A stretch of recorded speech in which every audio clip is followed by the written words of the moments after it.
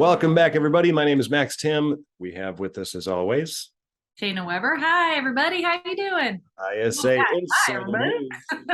Yeah, we're back with the ISA Insider News. I'm looking at my notes, making sure that we're ready to go. But how are we, Shayna? You had some couch issues.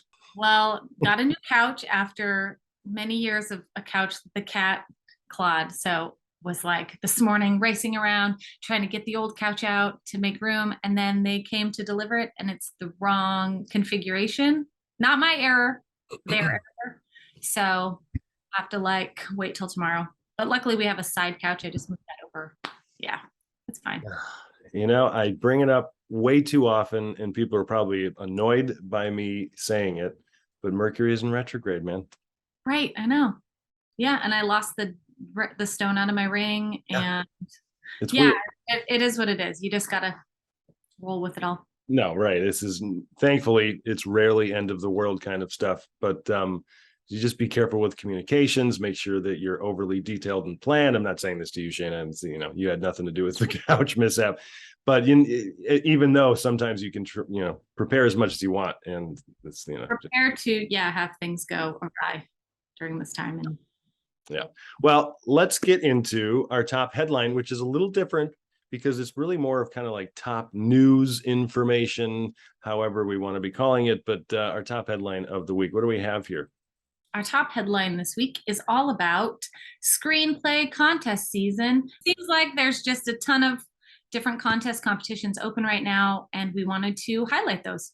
Yeah, I mean, it's usually in line with festival season, because there are all these film festivals. If you look at most of the film festivals, they happen usually between end of August through October into November. That's usually when a lot of the Academy, kind of considerations come out. And so that's why festivals are there. So the contests naturally fall in the same line. But what we wanted to point out is that through our networkisa.org/contest page, you should log in and check it out because it has a list of all the contests that have deadlines coming up, and there are at least 20 between the moment of this particular recording being released in October 20th. So basically within the next month, at least contests that have deadlines.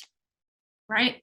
And these are all vetted contests. So it's not like you're just floating around on Google searching contests and find one. These are ones that we vet and put up on our site.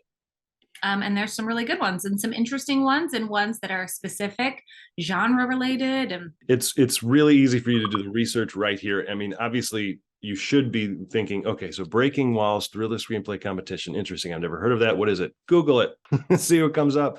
Maybe, look for the hashtag on Twitter or something and see if something comes up. Do your research. But what the ISA does so well here is that they at least present the three primary benefits of each contest. It shows how much it costs. And it says that ISA Connect members save a certain amount of money. So it's a really easy first go as far as where you can go to do some research on contests. But what advice, just right at the top of your head, Shayna, would you give writers as they're looking into, submitting one or two screenplays to a few contests? Know where you're at level wise. Like if you are somewhat of a new screenwriter, unless it's an anomaly, I would wait on entering and spending all your money on the big ones, Page, Nickel, those kinds of ones. I would dip your toe in the water a little bit. If you have a horror script, go for a specific horror screenwriting contest just to see how you do. I guess my other piece of advice is it's subjective. So, don't put everything into, oh, I'm entering these three contests. If I don't win, I'm going to quit. Because it's literally a person or a couple people or maybe three people reading. It doesn't mean that you suck. And if you do not make it, get some feedback, order some feedback, get some notes, find out what's going on, maybe why it's not working in the first, 20 pages or whatever. But yeah, that's my advice. Completely agree. I think it goes back to a little bit of what we talked about in our roundtable event this last week, which the recording should be available if you weren't able to attend. But Shayna hosted it. We had a lot of the ISA staffers on. We were talking about how to approach receiving feedback, and it was a whole big conversation. It was great. But I think it's a little bit of what you were talking about is speaking to how to mentally and emotionally approach contests, because you hear all the, the practical things. Here are the big contests, like some of the ones that you mentioned. And that's equally as important. But the other side of it is considering that you're submitting a project to the contest. You're not submitting yourself. And it's like, it's in a weird way, we feel like we're putting all of us in this contest. And if I get rejected, or if I don't make the semifinals, I'm rejected. And that isn't true. They're not oh, it's Max Tim who submitted, screw that guy. Like, they're not, they don't, most of the time, they don't even see the name. Yeah. Yeah. No to that guy. Doesn't work that way. And it's same thing goes with feedback, like I was saying. So you have to just pull yourself out of it. It's a way to test the project, see how it does. And that's why, Shayna, like what you were saying, as far as submitting to the smaller, medium-sized contests, and most of, if not all of the contests that you see on the ISA website right now anyway, are those medium-sized contests. They might get 800 to 1200 entries, maybe a little bit more, maybe a little less, as opposed to the Pages and the Austins and Nichols and Big Break and Blue Cat. They're up in the 5,000, 6,000, 7,000 or more range. And if you're submitting a first draft or even a second draft that you haven't really done any rewrites on, you're kind of just wasting your money if you're submitting to this big contest. And it can get expensive, man. Yeah, just pick what feels good and try a few. Maybe, I know that there's like 20 open right now, but maybe not put the same script in the same draft in 20. Kind of do a couple and then wait and see how you do. Yeah unless that's your thing, unless you want to spend all your money, go for it. It's not me to judge, but yeah, right. So that's kind of our news of the week. It's kind of like judgment season in a way in the entertainment industry right now. Everything is being judged, and that's just the world we live in. Not much we can do about it. We live and die by other people's opinions. That's just how it goes. However, moving into our next segment here, what's new on ISA Insider this week? So this is an actual fun article to read and interesting to sort of get you into the vibe of writing, and it can go along with contests, I guess. It's called Where to Start a Screenplay Part 1. It's in Creative Screenwriting magazine. And basically it's really talking about stakes. The headline says how to start a screenplay, but it's talking about where to begin when you have your premise, or you're coming up with your concept or your character or whatever. It's talking about that villain, that nemesis, that person that your main character is going up against that gets in the way of what they want. So it's just a really great, fun read of an article about antagonists and how vital they are to the story, and to make sure that you're setting up your formula for what's at stake for your main character. It's a really easy, quick read, and it's a great way to look at the early development of a project, or really even a rewrite, to consider almost like a check system, like we were forced to do in calculus in college, which I barely remember. But at the very end, there's this little formula that the writer, he or she, I'm not sure exactly who wrote this, but the antagonist must accomplish this goal in order to benefit, or they will be, this level of stakes. My protagonist must then stop them, or else what's at stake for the protagonist in terms of, fill in the blank. But this also helps a little bit in terms of how you approach a log line. Right. Because the final product of that turns into a little bit of this conceptual sentence. But ultimately, what the article that I pulled out of this is referencing is, what's your conflict? You have to consider what the conflict is. And too often, writers tend to come up with an idea that's just a setup, and it's kind of a world or a situation a character might be in, but you're not instilling enough of that level of obstacle, and that obstacle is almost always in the form of another character. Then what happens if the character doesn't succeed, either the opponent or the main character? Yeah, I really took from that, like, what makes their goal or what's at stake so big that if they don't get that, what will happen? I think a lot of times we go, okay, the character needs to do this, but you need to make it so that, and this isn't every story, but a lot of times you need to amp up that, well, what happens if they fail? Because if you don't care if they achieve that goal, then what's the point, right? We have to care. We have to know that there's something at risk for that character that's big, internally or externally, if it's like an action movie or something, to get us through it. And then, it's such a great payoff at the end when they get it or don't or whatever. So read through it. We have a whole bunch of other articles like that, especially ones that have to do with Creative Screenwriter Magazine. The Wrap and Variety and some other ISA Insider News stuff is business related stuff, which I obviously suggest that you should be reading. But the educational aspects of it, this is basically a free education, everybody. So there's no reason for you not to be reading through that. Just go through it. There's always something that is sort of a checklist, and like our main headline, we always want these lists, right? Where's the list of all the contests? Well, it's on our site. Just go and check out our site, and there you go. And then you're going to do your own research, and you're going to do your own, figure out which one and how much you're going to spend. But there's your first list. So yeah. Obviously, with reference to the ISA events, we have a pitch challenge, which is open, but also in reference to the round table that we had. Why don't you talk about the pitch challenge just a little bit? Okay, so this is I want to say it's maybe our fourth or fifth. And basically what you need to do is you need to create a 90-second video of yourself pitching your feature or pilot. Submit that either with a connection to a Vimeo link or on YouTube. We get that, we review them, we pick the top 3 that doesn't mean they're the greatest. It means that lots of components go into choosing the winners of our pitch challenge. And then those 3 winners, along with our fast track fellows, they get to pitch live to a panel of industry pros, and they get immediate feedback. And sometimes they get requests and meetings out of those. A lot of times we've had some really great success stories come out of it. In a way, this is our version of what some of the other companies like Roadmap and Stage 32 does, where writers can have their own individual session with an executive and pitch to that executive. This way, we're allowing more people to participate in seeing other people pitch to these executives. Yeah. And so there's an educational component in terms of how we're doing it. It allows anybody to pop in, listen to somebody else's pitch, and then also hear what the executive says in terms of receiving notes. And guess what? It's all freaking free. Exactly. It's free. We're not charging.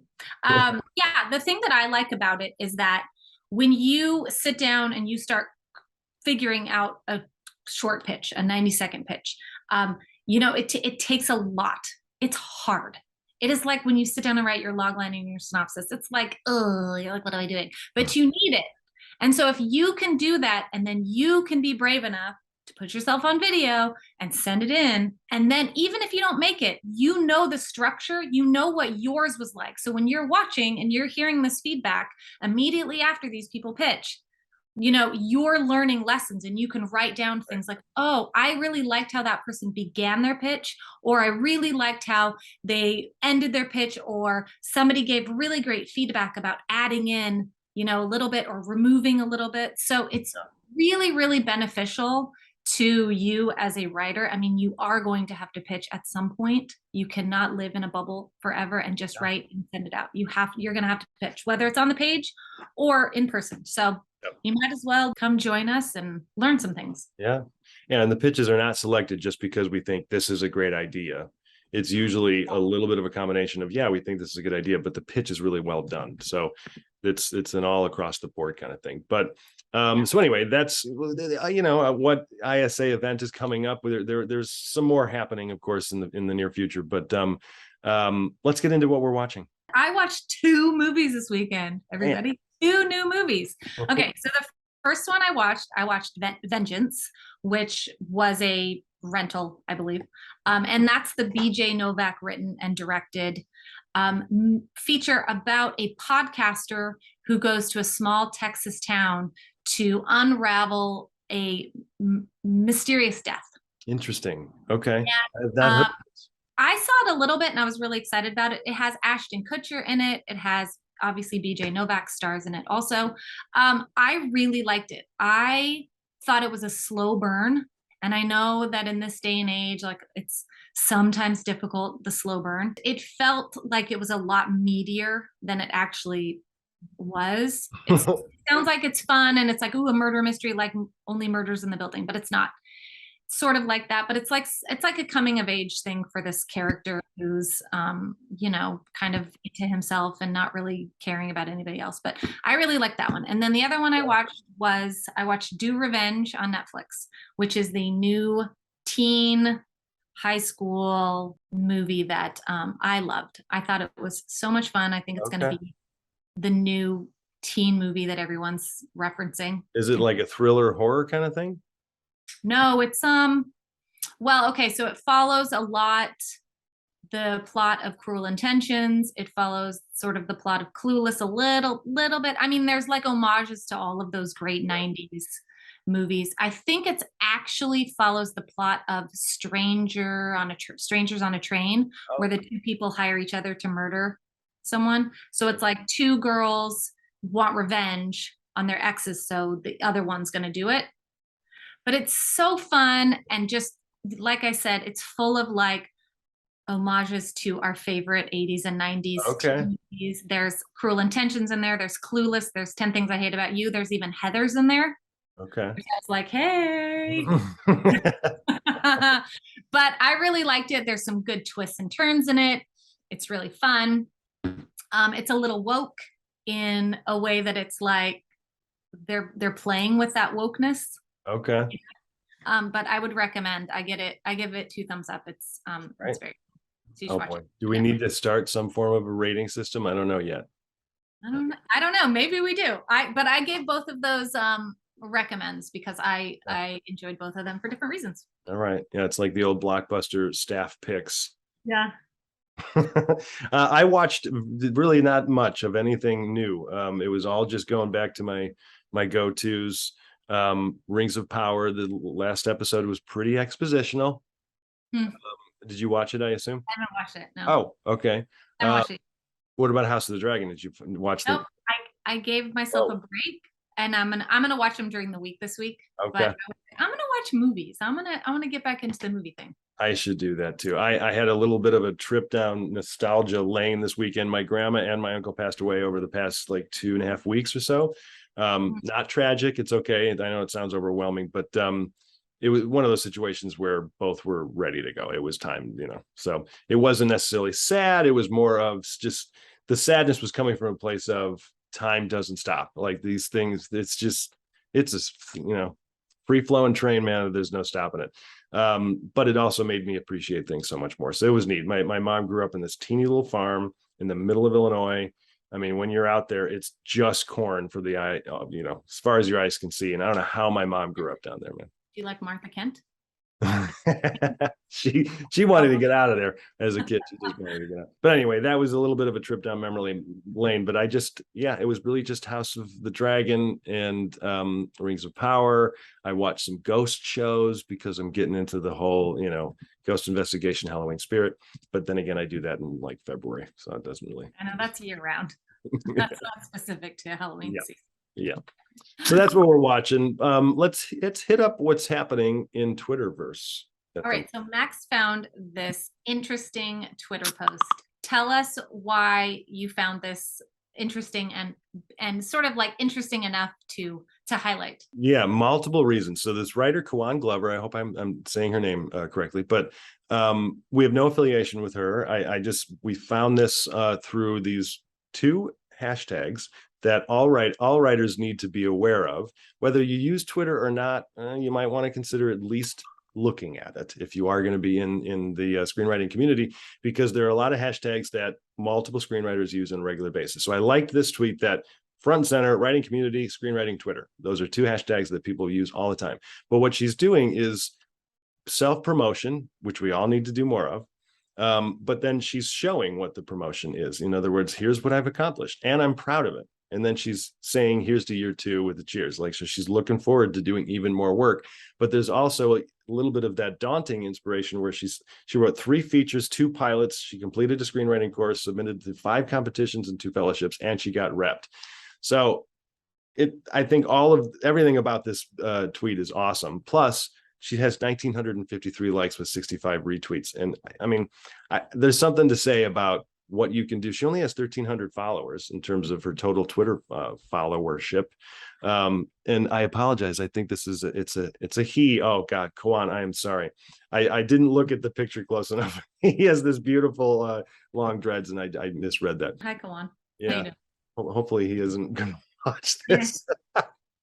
But anyway, bravo to him and what he has accomplished. But I just wanted to highlight that for all writers out there. Twitter is a resource that not only you can learn from an educational standpoint, but you can make new friends on Twitter. I know a lot of writers who have a community that they've never physically met these people. Yeah, and it's a good example of how to be positive and use screenwriting Twitter in a positive way instead of negative. And there's always going to be troll people who need to comment negatively on that. But it's also a lesson. If you feel compelled to write a negative reply to that, just don't. Yeah.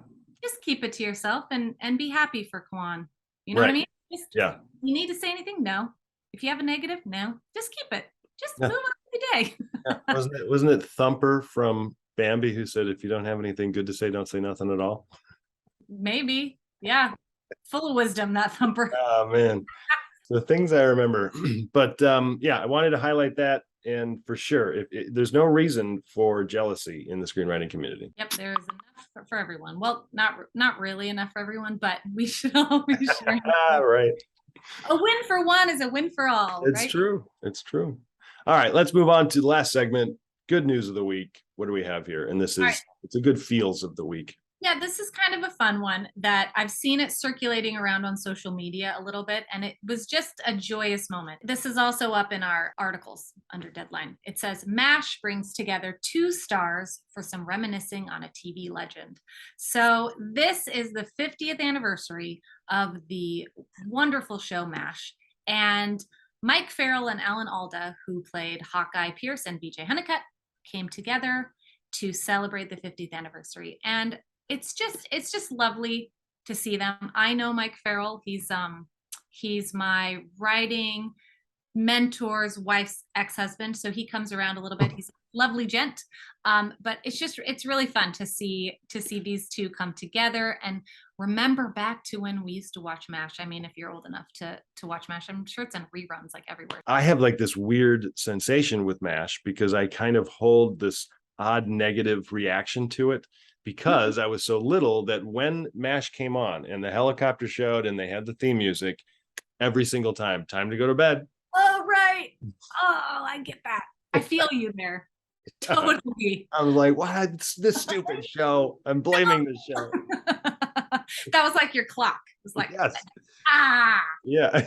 Yeah, no. That's hilarious. Whatever. What a great sense memory. For me, it was when, I mean, this is so bad. When the Hulk used to come on, then I couldn't watch it, and it terrified me. So I associated not being able to watch it with being scared. And the Hulk, Lou Ferrigno, when he turned green, scared the crap out of me. Yeah.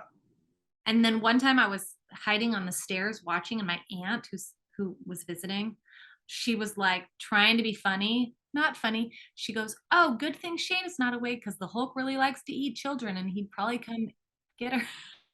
Out. Oh my God. Oh God, the Hulk. I don't even remember. I I guess I do have little visuals of the Hulk in my head, but yeah, it's nostalgia. 50 years. It's amazing. 50 years. It started airing on CBS in 1972. Yeah. And 1983. Okay. I thought it was longer for some reason, but yeah, I guess maybe I was watching reruns of it all the time. I was, I guess, probably 3 or 4 years old at the end of the run. And so it would make sense. And they're not going to keep a 4-year-old up past 9 p.m. Even that's a little late. But anyway, it's good news. Congrats to the whole. We actually have local to my little town of Delavan. One of the Radar in MASH is from Radar. That's highly significant. Give us your comments, give us your feedback.